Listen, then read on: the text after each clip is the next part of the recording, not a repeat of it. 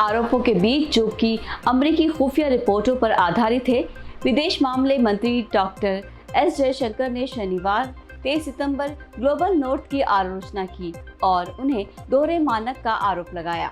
उन्होंने कहा कि ये अब एक दोहरे मानक का विश्व है और वो देश जो प्रभाव के पदों पर हैं, वो परिवर्तन के दबाव का सामना कर रहे हैं। उन्होंने और भी जोड़ा कि उन देशों ने उन क्षमताओं को कई हद तक उपयोग करने का आरोप लगाया है जिनके पास संस्थागत या ऐतिहासिक प्रभाव है।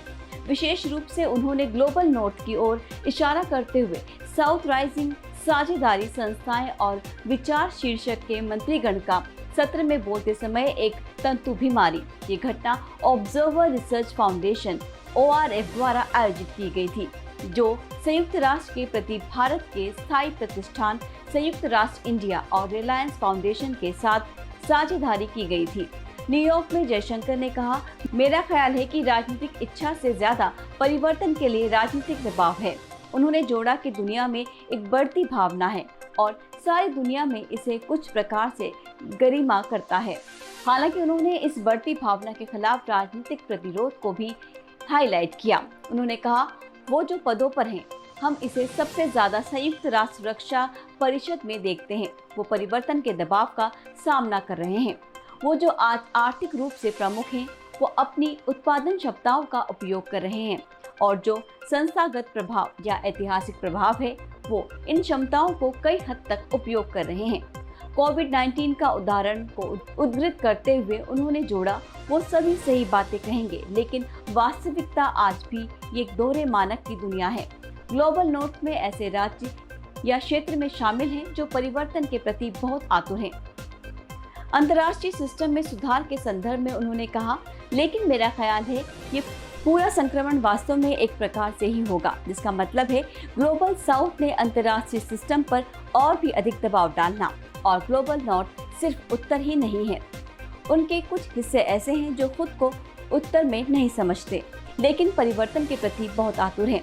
इस घटना में बोलते समय जयशंकर ने सांस्कृतिक पुनर्तरंगीकरण के बारे में बात की और ये स्पष्ट किया, इसका मतलब है कि दुनिया की विविधता को मान्यता देने और अन्य सांस्कृतिक और परंपराओं का सम्मान करना। उन्होंने ये भी जोड़ा कि दूसरों की विरासत, परंपरा, संगीत, साहित्य और जीवन के तरीकों का सम्मान करना ग्लोबल साउथ द्वारा देखा जाने वाला परिवर्तन का हिस्सा है। मिलेट्स के उदाहरण को उदाहरण के रूप में देते हुए उन्होंने बताया कि दिल्ली में इस महीने हुए G20 समिट का संदर्भ लेते हुए और नोट किया गया कि ग्लोबल साउथ ने ऐतिहासिक रूप में आर्थिक गेहूं और कम बाजार खाया है। उन्होंने इस पर जोर दिया कि बाजार के नाम पर कई बातें की जाती हैं, जैसे कि स्वतंत्रता के नाम पर कई बातें की जाती हैं।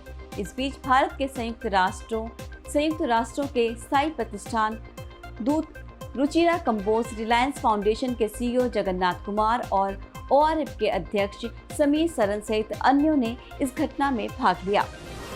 वहीं पुर्तगाल के विदेश मामले मंत्री जोआओ ग्रिमेसो क्रिविन्हो ने, जमैका के विदेश और व्यापार मंत्री कामिना जॉनसन स्मिथ ने भी घटना के पैनल चर्चा में हिस्सा लिया। भारत की G20 प्रधानता के लिए अब अगले महीने तक कुछ महीने बचे हैं, जिसके बाद दिसंबर 2023 में ब्राजील इस प्रधानता को संभालेगा। उन्होंने कहा, हम उम्मीद है कि हम अंतर्राष्ट्रीय वित्तीय संस्थाओं के सुधार में कुछ आगे बढ़ेंगे। ORF अध्यक्ष सरन के उत्तर के रूप में जयशंकर ने इनकार किया कि उन्होंने पूरे यूरोप पर कठिन है, क्योंकि उन्होंने ये दावा किया है कि यूरोप की समस्याएं दुनिया की समस्याएं हैं, लेकिन दुनिया की समस्याएं पूरे यूरोप की समस्याएं नहीं हैं। उन्होंने स्पष्ट रूप से बताया कि जो प्रमुख मुद्दे पूरी दुनिया को परेशान कर रहे थे, वो कर्ज, SDG, सस्टेनेबल डेवलपमेंट गोल के संस्थान, जलवायु क्रियान्वयन, डिजिटल पहुंच, पोषण और जेंडर थे। उन्होंने जोड़ा, कोविड-19 के कारण और यूक्रेन पर केंद्रित होने के कारण ये विषय वैश्विक चर्चाओं से बाहर हो गए थे। मेरी राय में डॉक्टर एस जयशंकर के उकेरे गए पक्षपात को लेकर मुझे विचारशीलता और विश्वसनीयता की दिशा में उनका सुझाव प्रशंसनीय है। उनकी बातें ग्लोबल साउथ की बढ़ती भूमिका और अंतर्राष्ट्रीय सिस्टम में परिवर्तन की मांग को साफ रूप से प्रकट करती है। उनका आलेख दुनिया भर में दोहरे मानकों के खिलाफ आवाज उठाता है और सांस्कृतिक पुनर्तरंगीकरण के महत्वपूर्ण सिद्धांतों को बोलता है। उनकी बातों से स्पष्ट होता है कि हमें विश्व में समानता और सहिष्णुता की दिशा में आगे बढ़ने की आवश्यकता है।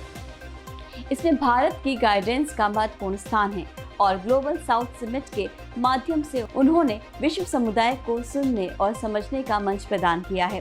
कनाडा के आरोपों के बीच, जो कि अमेरिकी खुफिया रिपोर्टों पर आधारित है, विदेश मामले मंत्री डॉक्टर एस जयशंकर ने शनिवार को ग्लोबल नॉर्थ की आलोचना की और दोहरे मानक का आरोप लगाया। यहाँ से हम 3 समर्थन करने योग्य तर्क निकाल सकते हैं। पहला, दोहरे मानकों का समर्थन। जयशंकर ने ग्लोबल नॉर्थ को दोहरे मानकों का आरोप लगाते हुए ये कहा कि जो देश प्रभाव के पदों पर हैं, वो परिवर्तन के दबाव का सामना कर रहे हैं।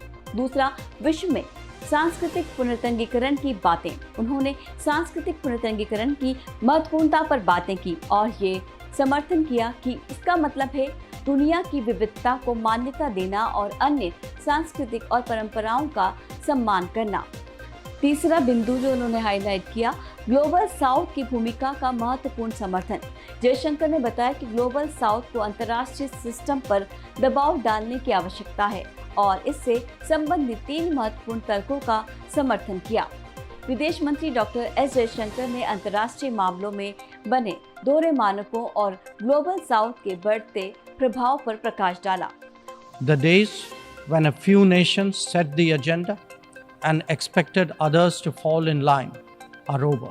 That means ensuring that rule makers do not subjugate rule takers, nor must we countenance that political convenience determines responses to terrorism, extremism, and violence.